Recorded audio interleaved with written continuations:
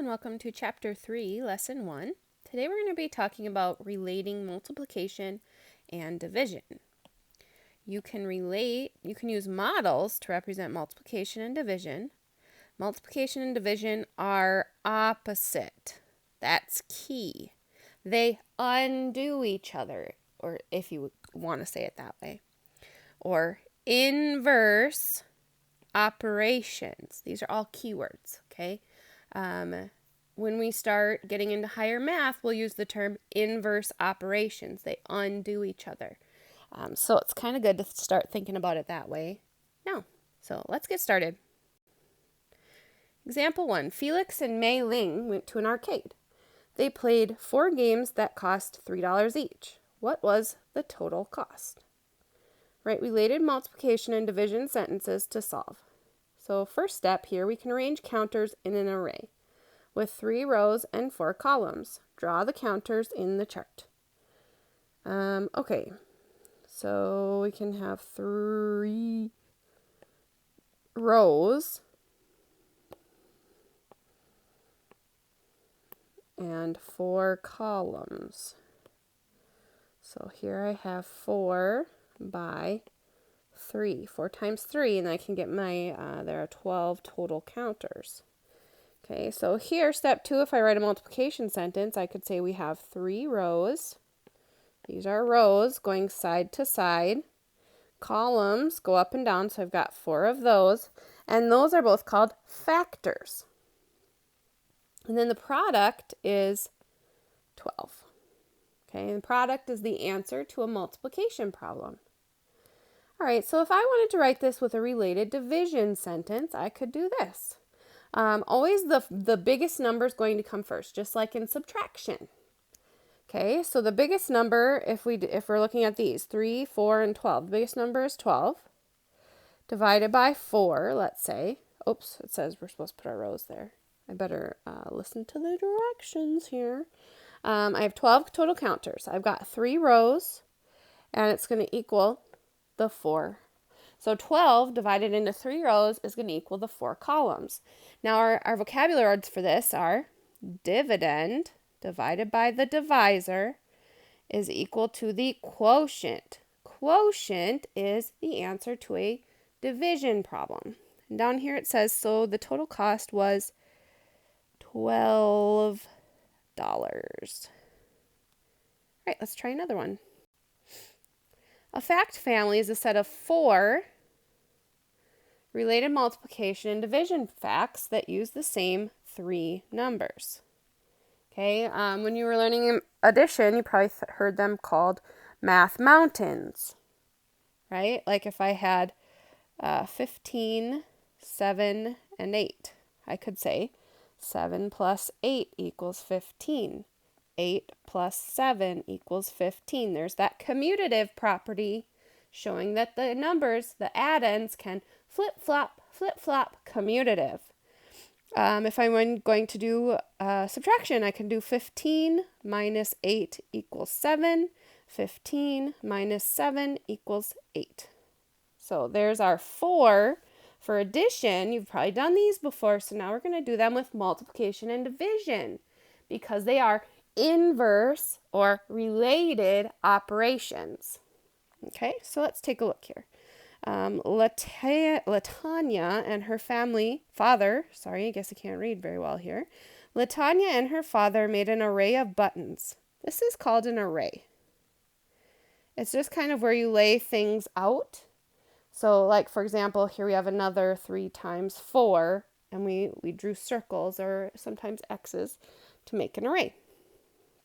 There are 3 rows, 4 columns, and a total of 12 buttons. Let's write her fact families. So 3s, all the reds are 3s, the blues are 4, and the greens are 12s. So I can flip-flop. Look at that. So there must be a commutative property of multiplication because it says 3 groups of 4 gets me the same answer as 4 groups of 3. They can flip-flop. Now if I'm going to do division here, I can do 12 divided into 3 rows equals 4 in each row. Or 12 divided into 4 columns equals 3 in each row. Okay, so these are our 4, that's called our fact family, because there's 4 number sentences I can make with the same 3 numbers. Let's try example 3 here. Vanessa has 36 books to put on 4 shelves. The same number of books will be placed on each shelf. How many books can be placed on each shelf?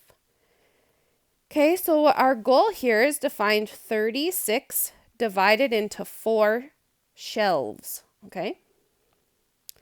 So if I have 4 shelves and I have 36 books, okay, so I'm going to draw a picture just because I think that will be helpful. So here we go. 1, 2, 3, 4, 5, 6, 7, 8. This is going to take me a while, right? 9, 10, 11, 12, 13, 14, 15, 16, 17, 18, 19, 20, 21, 22, 23, 24, 25, 26, 27, 28. I have to go this way. 29, 30, 31, 32, 33, 34, 35, 36. Okay, so I took 36 books, divided them between 4 shelves, and now the question is, how many books are on each shelf? Well, let's see. We've got 1, 2, 3, 4, 5, 6, 7, 8, 9. 9 books are on each shelf. Okay? So this is saying here, we could also think that 4 times what is 36, but if we don't know that, we've got to maybe draw a picture, right? So I know that 4 times 9, right? Because here's my array right here, guys. Do you see my array here? So my array tells me that 4 on this side, 1, 2, 3, 4, and then there's 9 across the top, so 4 times 9 equals how many total books? 36. So therefore then, 36 divided by 4 is 9.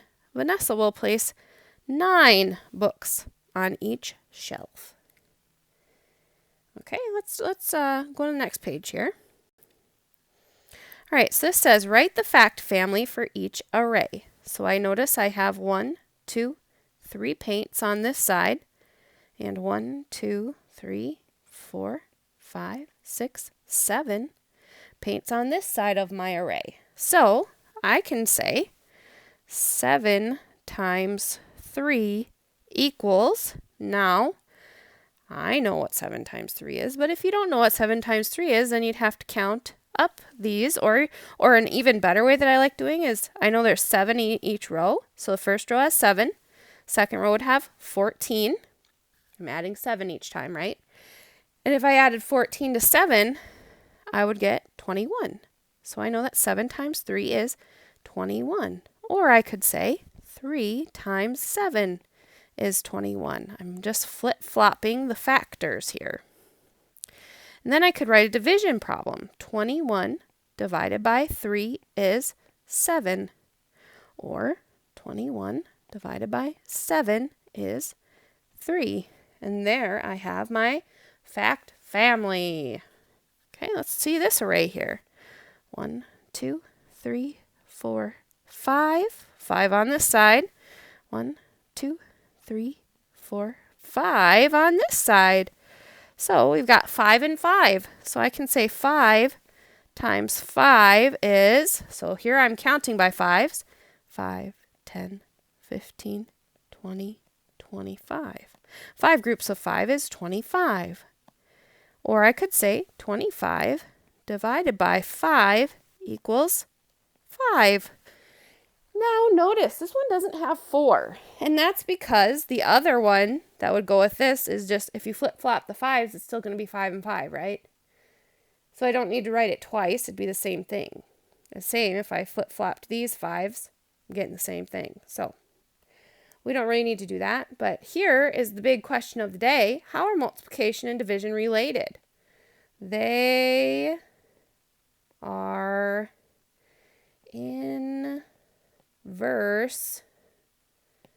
operations.